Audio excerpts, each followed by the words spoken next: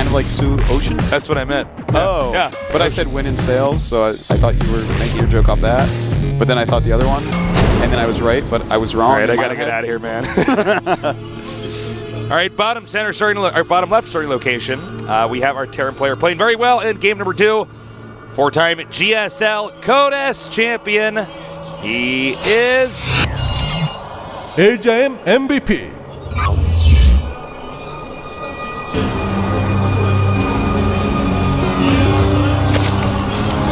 And in the upper right starting location, we have our Zerg player going a very roach heavy throughout this best of 3. His ideas. Genex SuHoSin. Well, Daybreak, this is going to be an interesting map for these two players to play on. It's another big map, so it's going to help out SuHoSin a little bit, and I think he might possibly need that help. And is MVP going to trick him again? Because he tricked him twice so far on Proxy Raxes. He's been going out of his way to do that in these games. This Rax just kind of hidden. Maybe the drone won't see it. We'll see. Wasn't it an MVP who started actually properly using a Makarax? It very well may have been. I don't remember specifically. It was. So he's going to see this He knows over here. He can finally go hatch first. So that's nice. There we go. Wow, he's 15-3 on this map. Well, Oh, SuHoSin, I'm so sorry. and he's 0-2. Yeah. That's a hard one. It's a hard stat to overcome, Tasteless. Yeah, having never won a game on a map, that's pretty tough.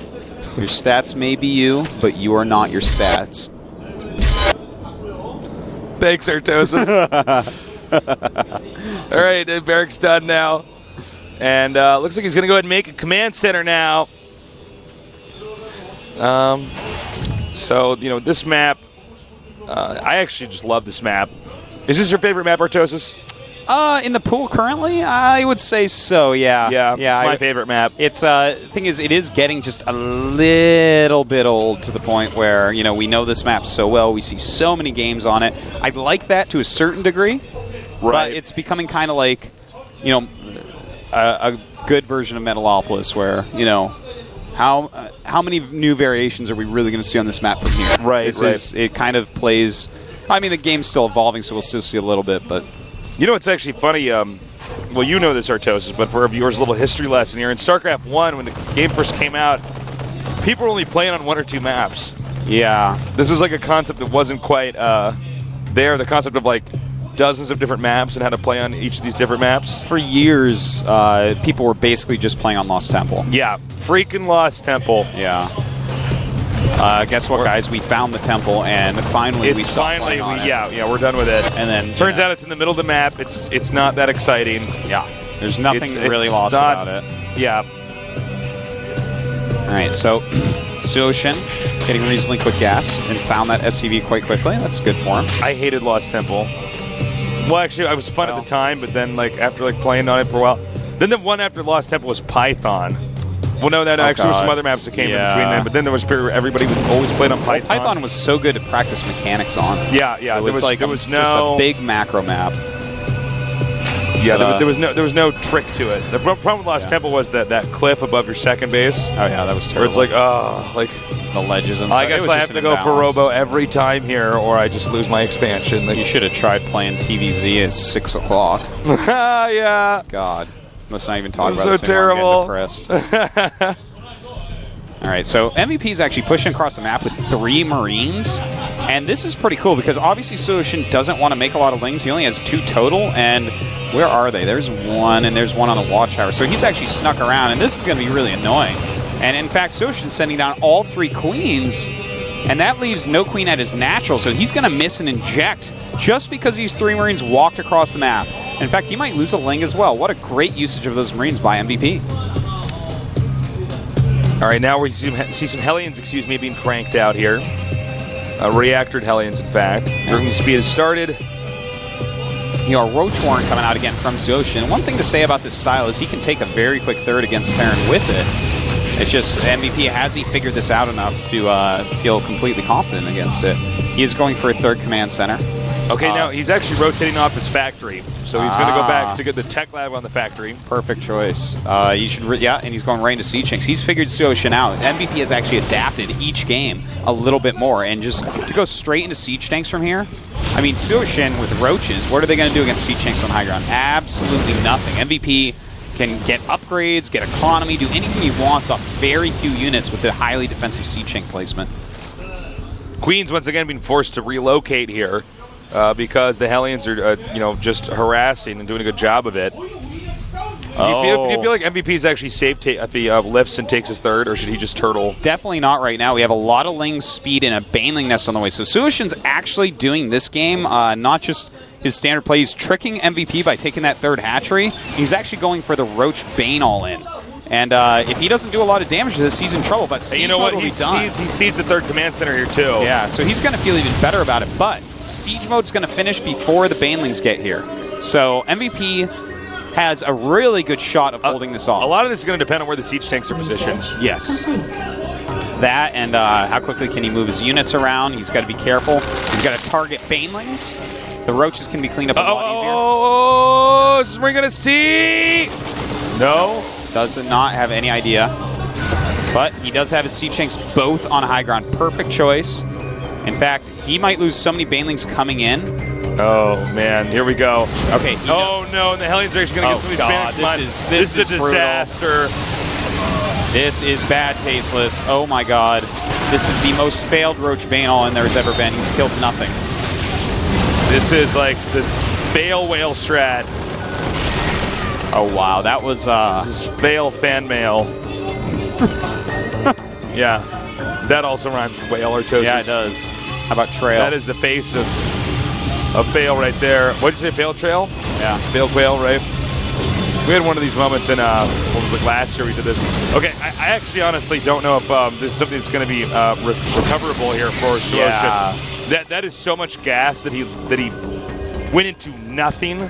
Yeah, it's hard to even come up with an idea of how to win from here because he used so many larvae, so much of his gas to do that attack that did absolutely nothing. And yeah, his supply is still even, but I mean, MVP is going to... I mean, he can just go ahead and hit a maxed timing push with like 2-2, and I can't think of a unit composition that could stop this if he executes it well. Yeah, I mean, he's not one. Well, this is why you got to be careful when you do a strat like that. If you're going to do a roach, that's why we call it generally a Roach Baneling all-in. Mm-hmm. You have to do some damage. You might actually have this trade where he lost all his tanks and marines, but you lost all your units, and then the game goes on, and that's when an all-in can continue. But from here, this should be so easy for MVP to push across the map and win with. Yeah. So SuHoSin is taking a fourth base, so that's a good idea to start with. He does have a lot of drones at 73 to just 50 SCVs, but with 3 command centers, MVP's economy is going to be pretty sick still.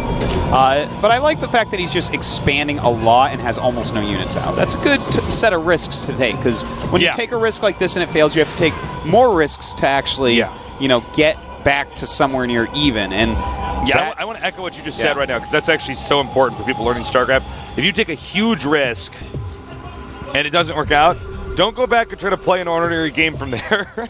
Yeah, that's why when we see people actually get behind early and then make a Spire and go mutas, I'm always like, this is never going to work, because mutas is what you do when you're even or ahead. Yeah. This is, But, he is going mutas right now. I understand that. That's to try to keep MVP in his base. The risk he's taken here is that really quick fourth base and a ton of drones. Will it be enough? And wow, he's actually... Okay, so he's actually getting Flyer Carapace and the Infestation Pit. So I think this is going to be a tech to Broods. But SuHoSin has shown us in the past that sometimes he will get Carapace for mutas so that he can actually engage with them. So we'll see if he starts that hive pretty quickly here. That's going to be what tells us which route he wants to do. Second Spire. Okay. Yeah, this is interesting. Okay, so... but he has Infestation Pit, too. So he's just kind of making everything at once. Muta's now coming into the main now, hitting some SCVs. SCVs being driven out. And I have to say, I kind of would have thought that coming up here we would have seen a push from MVP. By the way, lots of damage being done. These Mutas, 1 shot down. But that was not bad there by SuHoSin. He killed some SCVs. Yeah, he killed like 8 or 9 there. Yeah. Pretty good. That's good. So we actually have Hive, Double Spire, Pathogen Glands, and Melee Attack and Carapace, as well as 10 Spines and another base coming up. SuHoSin is doing absolutely everything in the entire world right now. Oh, look out! Oh, nice hit. Yeah, I thought he was going to miss it. Those Marines look like they got slimed. Yeah. Nickelodeon, you remember that? Yeah, I do. Well, this is like what an interesting thing that SuHoSin's doing. Is just doing everything at once and so many spines. It's really, really dicey. Yeah. To invest in that much tech, but that's how you got to play. Yeah. He is behind in supply, getting infestors, and I'm sure he's going to go right up into Greater Spire as well. Just so you guys know, Zerg's almost always ahead in supply. Yeah. Especially this phase of the game. Yeah, I mean, Zerg should be maxed right now if he hadn't done that all, and I'm sure he would be. So, let's see. Greater Spire should be starting here in a second. More spines, 6 more spines. He's actually using all his minerals, not in units, but in spines. And that's just going to be to try to slow MVP down. Okay, he's moving out now. MVP's actually going to have to siege tank push it because there will be infestors behind it. If he can actually get a decent number of broods up, he may be able to hold the spine line. Uh-oh. We have the medevac coming here. There's no way he should drop here. That's solid defense by SuHoSin. SuHoSin's actually playing really well, I have to say. Yeah, absolutely is. Uh-oh. Well, it's over for this medevac. Yeah. Not a gigantic deal for MVP. Oh! What? Oh my. Oh my. He thought that was dead. SuHoSin. Oh, this is that's so bad. Well, there's a lot of stuff dead that should have been. Here we go. MVP, though, is moving forward. That's a lot of siege tanks. Greater Spire on the way still. Look at that. That's very cute. Hitting stop on his siege tanks for a moment. We have drops everywhere right now. SuHoSin's going to have to survive this. If you can get enough Broodlords out and push back, it's going to be very hard for MVP to get a 4th base, especially with these Spine Crawlers covering the Broodlords. Greater Spire is done. Where are the Corruptors, Artosis? They are floating over that 4th base. All right, so they're just to the right of our screen here. Another drop over here into the main. And he continues. Oh, a lot of Banelings going down here. Yeah, those got baited in there. They're not supposed to be moving, actually. Another drop over here in the same location, Deja Vu. 3rd base about to be dropped as well. MVP moving forward, and I don't know if SuHoSin will actually have enough units to support his Broodlords. Nice bungle, though, there.